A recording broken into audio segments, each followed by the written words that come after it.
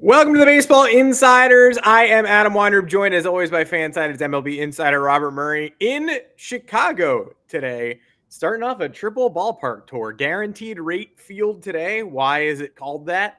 Followed by American Family Field tomorrow. Why is it called that? And then Wrigley Field, good name. That's what it should be called on Friday. If you're at any of those stadiums, see you there. I'll be capturing content, hopefully. So we'll get something up on the channel from this trek.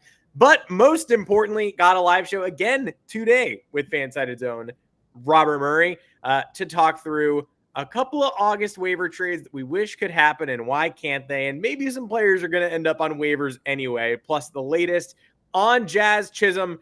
And, man, that NL Rookie of the Year race is heating up, going crazy. And I feel like we have to weigh in on it because everybody else is. So, Robert Murray, welcome to the show. Thank you so much, as always, for joining me. Hey, thank you for having me. Chicago looks good on you, first of all. It sounds like it's going to be an action-packed trip for you while you're there, which we love to see. You deserve it. But we got a lot going on in baseball right now. And your Yankees, they obviously went out and got Jazz Chisholm and gave him quite a bit for him. And now he's got a UCL injury, and we got to figure out – I don't know what's going on with all the UCL injuries in the last year for the Yankees, especially for hitters, but not good. That would be a huge blow for him for them if he's out for an extended period of time. So we'll see. But Adam, how are you doing? How is Chicago? Good. I haven't seen Chicago yet, really. As soon as we hop off, I'm going to go start touring around, treading up to Milwaukee tomorrow, first time. Psyched for that. Then back down to Chicago on Friday. I got some family festivities this weekend. Very psyched. Going to hit as much as I can, hopefully. I don't know what the White Sox ballpark has for me, but if anybody knows, if anybody has spots, I think the s'mores milkshake thing I have to do. So it was linked in the comments last show. Probably going to do that. Probably going to turn it into content. That's what we do these days, right?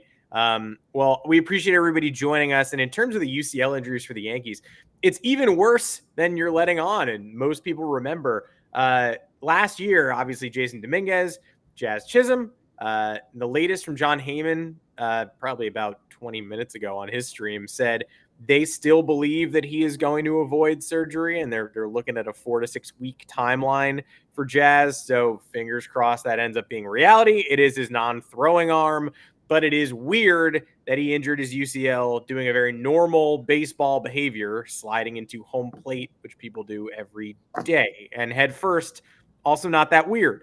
But you got Jazz with the tweak, Jason with the surgery. Before that, Aaron Hicks and Didi Gregorius both underwent Tommy John in 2019 and 2018. And Gleyber Torres, as a prospect, tore his UCL sliding headfirst into home plate in the minors in 2017. That is, I mean, what would you say? Each MLB team averages one position player, Tommy John, a decade. That's 5, depending on what happens with Jazz.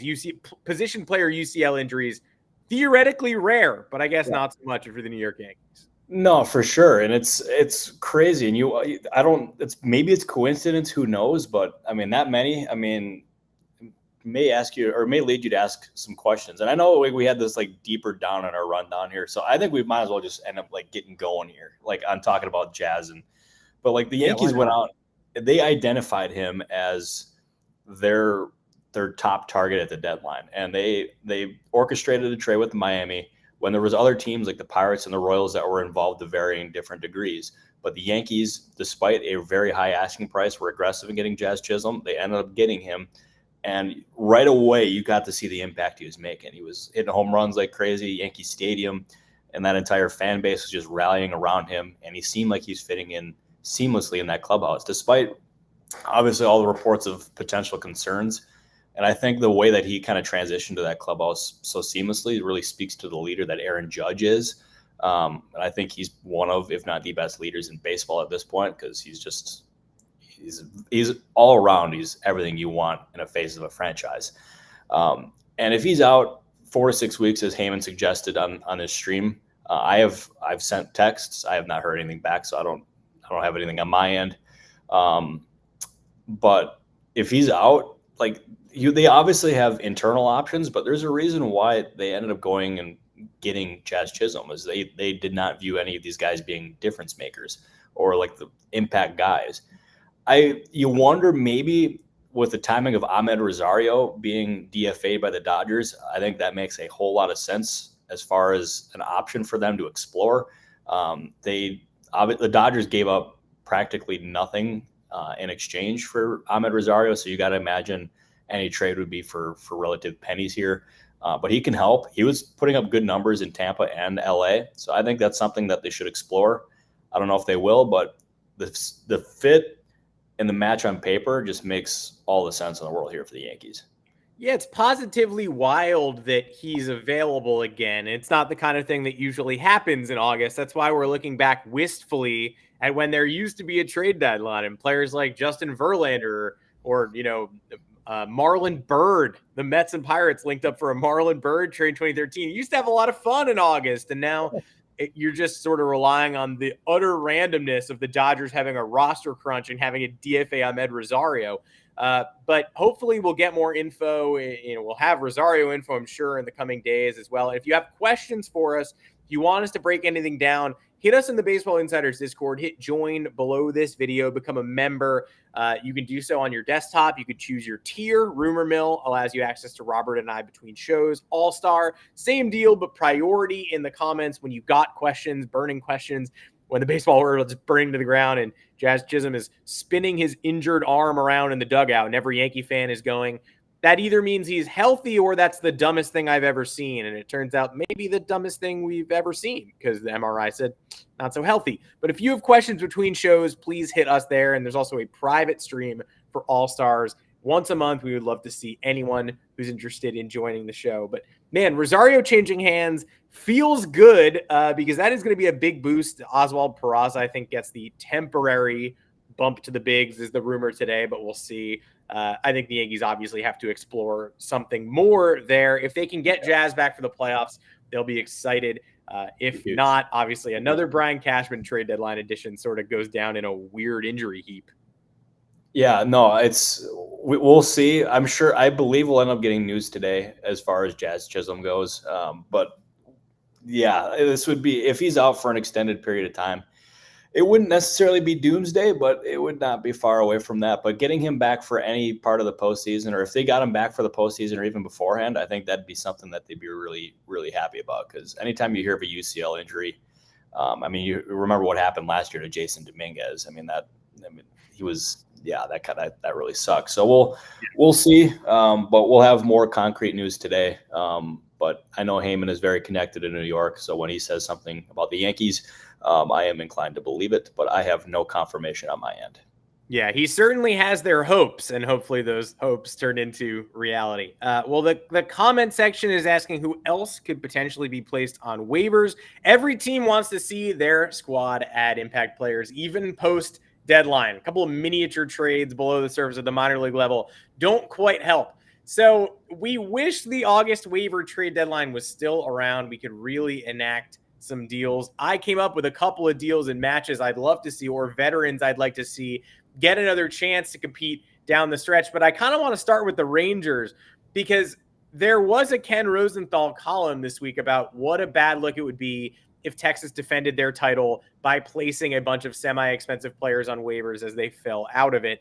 That said, the Red Sox are taking it to them right now. The Yankees just took a series from them. They're, I believe, 10 games under 500 and further out than they've ever been. So when I was working on this exercise, I was like, man, it would be great if the waiver trade deadline was still in the mix. We could get Nathan Eovaldi to a contender, maybe LA after River Ryan goes down, the Dodgers' millionth pitcher on the injured list with Tommy John.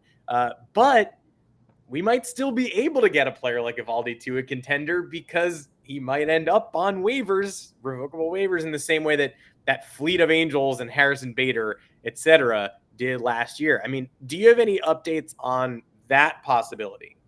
Yeah, well, before I mention or go into that possibility, the only update that I just got on Jazz Chisholm is that they're awaiting the results of the second opinion. So that's currently where we're at right now. But that's the information that I've got that I feel very confident in. So there we go. As far as the Texas Rangers go here and the possibility of putting Nathan Eovaldi on waivers, I think it's something that they should consider. I probably imagine they would consider that, especially since he's probably going to be a free agent at the end of the year if he doesn't meet a certain innings threshold. And he can end up being a really important piece for a contender. And Oops, hang on. I want to make sure. I thought my computer was about to restart and update. That would have been really poor timing. But anyways, he would be such a difference maker for any contending team in this part of the postseason. Obviously, his postseason experience and his history speaks for itself. I don't think it's necessarily the most likely thing in the entire world. But I think looking at the Rangers' roster, the most likely guys, if they do put anybody on waivers, is guys who are for sure on expiring contracts. Guy like Andrew Heaney, David Robertson, Kirby Yates, or even Jose Leclerc. I think they all could make some sense, and they could, most, if not all of them, would probably end up being claimed. Not like necessarily the sell-off that the Angels had last year. I don't think we're going to see that again for quite some time, but it would still be, I mean, a pretty big sell-off, and they should have more strongly considered selling at the deadline. I thought even that in the moment. But that being said, I don't necessarily know how much they could have gotten in return for any of these guys. But I mean, I guess in this pitching market, maybe they could have gotten blown away with something. But as far as Eovaldi goes, not necessarily getting my hopes up there. But we'll see. Look, this one is another regret too, because we saw the Giants sell off Jorge Soler, clear some money there. They were not able to get to a conclusion on a Blake Snell deal. Back in the day, in 2017, Snell right now, red hot on fire, would be the Justin Verlander to the Astros move. The potential tipping point for, like you saw the Yankees and Astros battle over Verlander that year. The Yankees didn't want to absorb his salary. The Astros didn't mind doing so at all. He goes there and doesn't single-handedly send the Yankees home, but pretty much is the difference in that ALCS. This year, if that trade deadline were still in effect, Blake Snell would be that guy. He is that much on a heater right now. Oh, he's the best pitcher in baseball at this point. And there was a thought even maybe a month ago that he was probably going to end up opting into the second year of his contract in San Francisco. Now with the way that he's pitching, it seems like there's no chance of that whatsoever, which it's crazy how a month can change things. But it's the reality right now, and he's absolutely dominating in San Francisco. He's a difference maker, even if he ends up being put on waivers, which we saw the Giants put Jorge Soler. They traded Soler and shed his salary, and I mean maybe that could be something that they try to explore here with Snell. Obviously, a different scenario here where they have they're not going to be able to get anything in return, but shedding his salary because he's got a high AAV would allow them to have some more flexibility and save some money this year, and then also like use it in the offseason. So we'll see exactly if that's something that they want to do. But you can guarantee that if Snell is put on waivers, which no guarantees, that most, if not all, of these contending teams would put in a claim, because it is very rare where you can claim a pitcher of that caliber and get him for nothing. But maybe it happens here. The Giants are falling out of it a little bit. I mean, who knows? But it's something I think that's worth watching here. Agreed. I mean, I'm either way, whether he goes to a contender or not, he's worth watching because he's that absurd at this moment in time. So fingers crossed he keeps it up, enters free agency on something akin to this heater.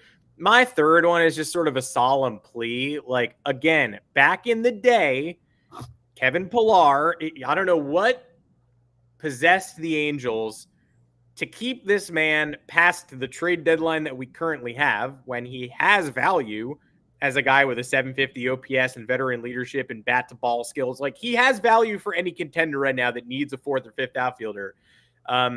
So they should have cut bait on him, especially given his stated guarantee to retire at the end of the year. And the fact that the Angels at the deadline in mid-July and early July, mid-June, were going nowhere. They could have put these plans in place long ago. They could have done what the Blue Jays did with Kevin Kiermaier, ultimately sending him to LA after placing him on waivers, not getting a taker, unsurprisingly, finding a home. Now he's on the Dodgers. I'm not sure why Kevin Pillar is still on the Angels in the first place. Luckily, there's still a solution here. If they want to put him on waivers and be good guys, they can find Kevin Pillar a home down the stretch. But for now, stuck in Anaheim. Maybe it's a lovely clubhouse. They got a lot of kids there. They're gelling a little bit. But come on, guys. Let him ring chase. What are we doing? Yeah, it bums me out because if this is indeed going to be the end of his career, which I mean maybe it is, that'd be a really poor way for him to go out. Because when he went to Anaheim, he was an immediate difference maker, and he was putting up good numbers, veteran guy. And there's always a place for a player like that on any team, especially there was teams looking for a number 4 outfielder, and Pilar, especially in this part of his career, would fit that perfectly. He was making pennies, and like he could have been a very cheap addition for some of these teams, and yet the Angels held on to him. I don't know if that was for lack of interest or what necessarily their reasoning was, but I was bummed out for him. And yeah, I hope he gets put on waivers where he can end up going to a contending team where he gets claimed and has a shot at winning a World Series. Because if this is going to be the end of his career and he's going to just waste away with the Angels on a 52-68 baseball team, that would not be very fair to him. So fingers crossed for Kevin Pillar, because he deserves to go out, because he's a go out in style, because he is a really, really good dude. I like him. Yeah, I can't even fathom it. And look, if he wants to go back to Anaheim, live there full time, that's great. He could do so as soon as he retires after he plays somewhere else. We need to get him out of there. Gonna go to a couple questions before we do our Rookie of the Year chat at the end, because there are some good ones and some real potential waiver claims. Sean Garner thinking about who might get placed on waivers and looking at Kyle Hendricks, a longtime Cub. I know the Cubs just skipped him in the rotation for this Guardian series as well. Fingers crossed, maybe that means I get to see him on Friday. That'd be fun. But the Cubs' plans for Kyle Hendricks, as they sort of sit in the middle of, like, they're sort of back in the race a little bit. The Cubs are not out of the wild card picture. But Kyle Hendricks, I don't know. There's certainly no long-term viability there. Any thought on Hendricks being placed on waivers, released as his time might run out in Chicago? Yeah, because if you look at his contract, he's making $16.5 million this year, and he's a free agent at the end of this year. And his production does not necessarily meet. I mean, he's got a 6.6 ERA this year, and it just has not been close to, like, the value just does not match what he's making this year. And it just, to me, if he's put on waivers, he seems like a guy who will clear waivers and probably would not be claimed. My guess is, with how strong his tenure has been in Chicago and how respected and how important he was during their postseason runs and just their most recent history, is that they hold on to him for the remainder of the year and then don't re-sign him in the offseason, because they'll want to end up going. If this is indeed going to be the end of his time in Chicago, they're going to want to allow him to go out in style. He deserves it. He warrants it. And releasing him only a month before he's potentially a free agent would be a really bad look and kind of a slap in the face. And I cannot imagine that's going to be something that Jed Hoyer and that front office does, because that would be, I think that would catch a lot of people's attention in baseball, and I don't see them doing it. No, we don't like the slap faces here. This is a professional endeavor. Shout out to the comment section that didn't recognize me. This is my travel vibe. It's also the I'm attending some baseball games in person vibe. Need the glasses on, obviously. People used to love my glasses in the comment section. You'd always see people saying, "Put your glasses on, Adam," and I would demur. I'd go, "No, please," and they'd say, "Put them on." I'd go, "Oh, come on, no, I couldn't possibly." And then I'd grab them and put them on. So now you get them for the whole show.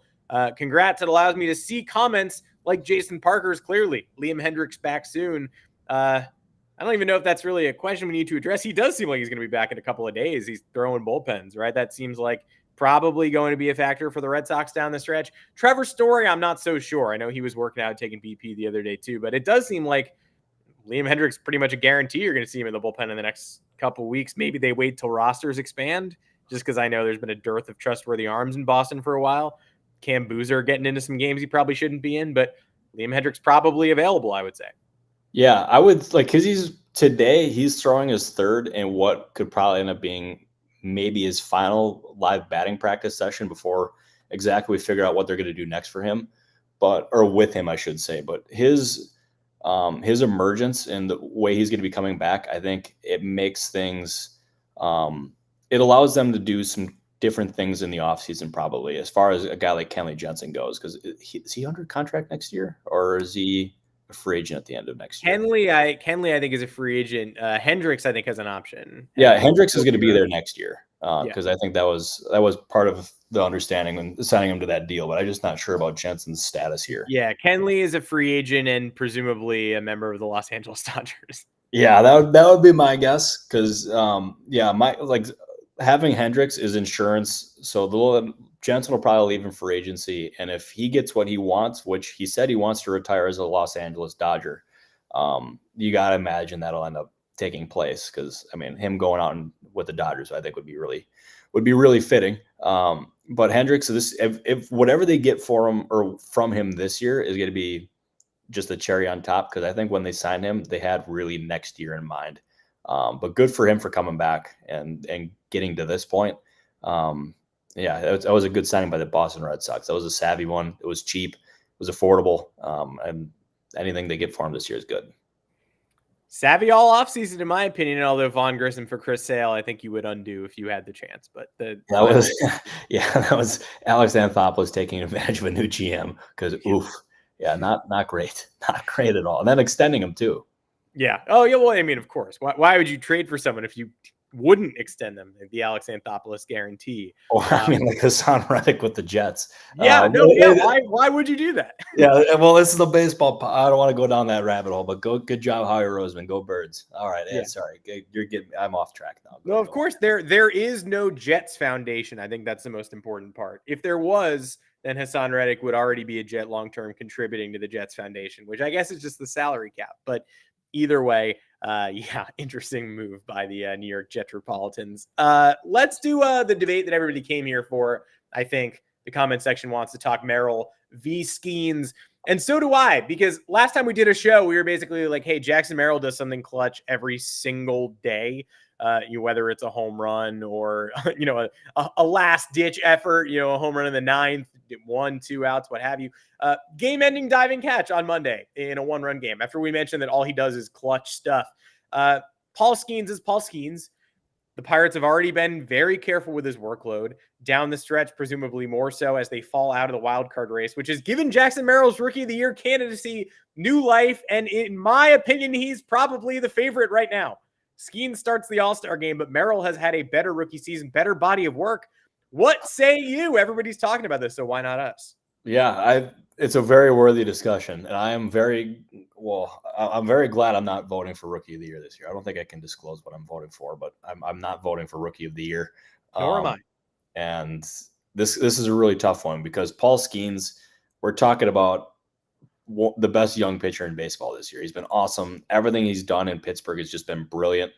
And he's going to just be a top of the rotation arm for as long as he's healthy and as long as he's in baseball because he's just awesome. But as far as this year goes, I would say it's going to end up being probably Jackson as of right now, because we still got a lot of ball game left, a lot of season left, but I'm going to guess it's going to be Jackson Merrill because what he has done from game one to now, especially recently, he has looked absolutely awesome. He moved from the infield, is playing in the outfield out of sheer necessity, and he's been a baller. And there is a reason why the Padres had made Merrill unavailable in any trade talks because they viewed him as a difference maker, as a foundational piece.